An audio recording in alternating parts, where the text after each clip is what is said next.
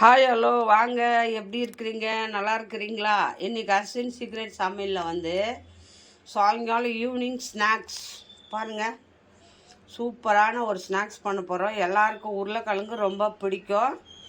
நம்ம உருளைக்கிழங்கு பஜ்ஜி போட போகிறோங்க. பாருங்கள், உருளைக்கிழங்கு இந்த மாதிரி மேலே தோல் சீவிட்டு பாருங்கள், சின்ன சின்னதாக மெலிசாக கட் பண்ணிக்கணும்.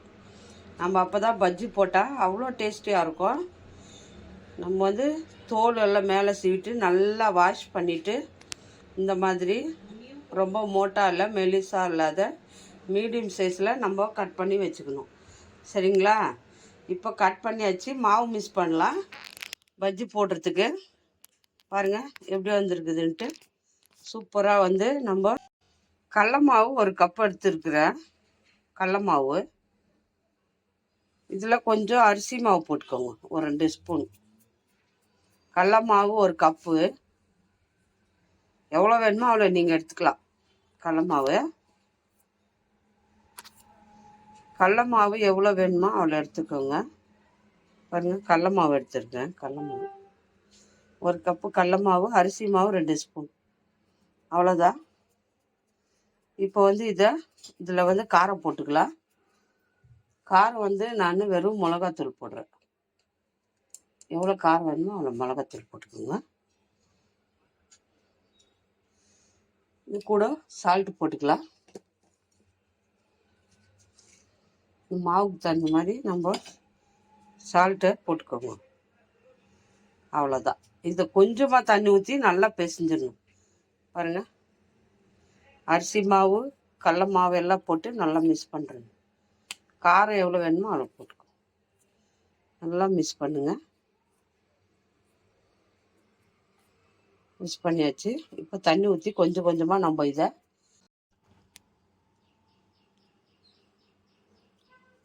பாருங்கள், கொஞ்சமாக தண்ணி ஊற்றிட்டு நல்லா இதை பிசைஞ்சிருங்க.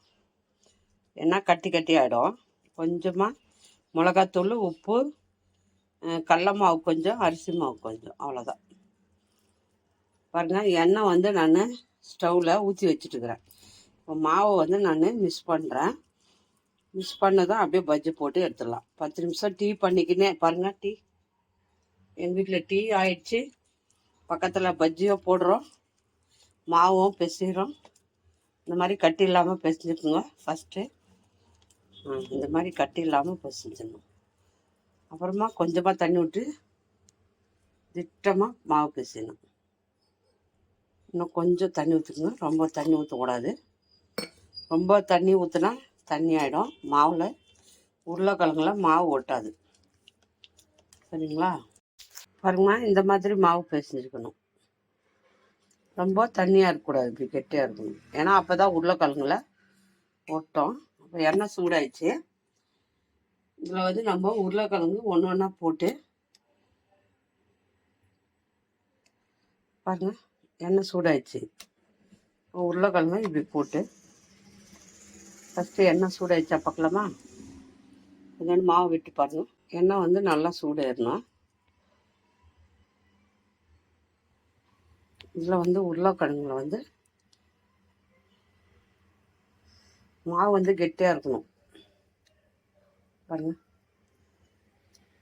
மாவு வந்து உருளைக்கிழங்குல ஒட்டணும். இப்படி வாழைக்காய் மாதிரி பெற்றுட்டு நம்ம எடுத்து அப்படியே போட்டுடணும்.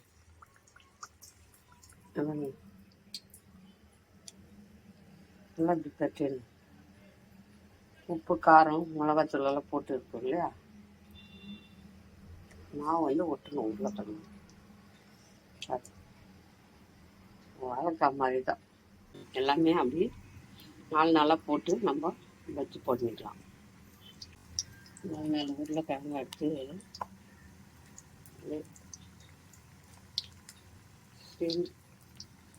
இது பாருங்கள், இது ஒருத்தன் உருளைக்கிழங்கு பச்சி போட்டு அப்படியே சூப்பராக சாப்பிடலாம். நல்லா டேஸ்டியாக இருக்கும்.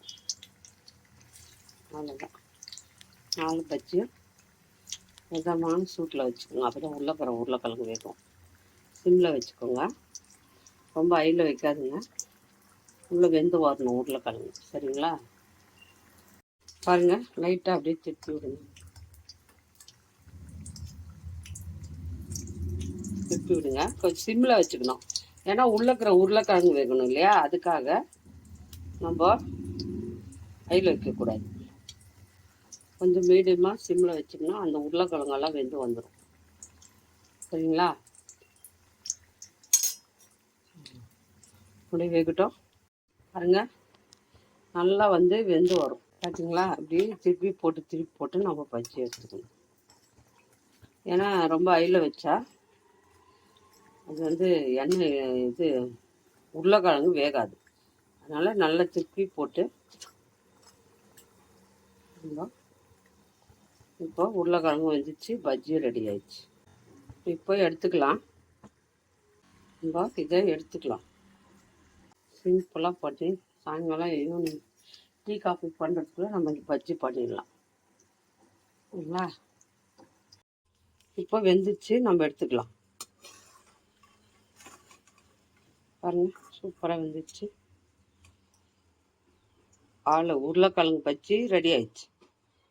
ஒரு பிளேட்டில் அப்படியே வச்சுருங்க. அப்படியே எடுத்து பாருங்க, சூப்பர் டேஸ்டியான ஒரு உருளைக்கிழங்கு பஜ்ஜி ரெடி ஆயிடுச்சு. இதில் நம்ம இப்போ பாருங்கள், உருளைக்கிழங்கு போட்டு வச்சுக்கிறோம். அதே மாதிரி தான் மாவு நம்ம வாழைக்காலை மிக்ஸ் பண்ணுற மாதிரி மிக்ஸ் பண்ணி பாருங்க. எல்லாமே நம்ம பஜ்ஜி சுட்டுட்டோம். பாருங்க, டீ பண்ணியாச்சு, பஜ்ஜி ரெடி ஆயிடுச்சு. பஜ்ஜி பாருங்க, மேலே நல்லா மொறுமொறுப்பாக இருக்கு. பாருங்க, உருளைக்கிழங்கு அப்படியே வெந்துச்சு. பாருங்க, சூப்பராக டேஸ்டியான ஒரு உருளைக்கிழங்கு பஜ்ஜியும் டீங்க. இந்த டீயும் நம்ம சூப்பராக சாயங்காலம் ஸ்நாக்ஸ்க்கு சூப்பராக ரெடி ஆயிடுச்சுங்க. 10 நிமிஷம் ஆகல.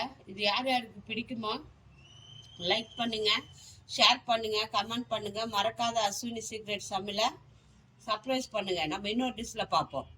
பாய்.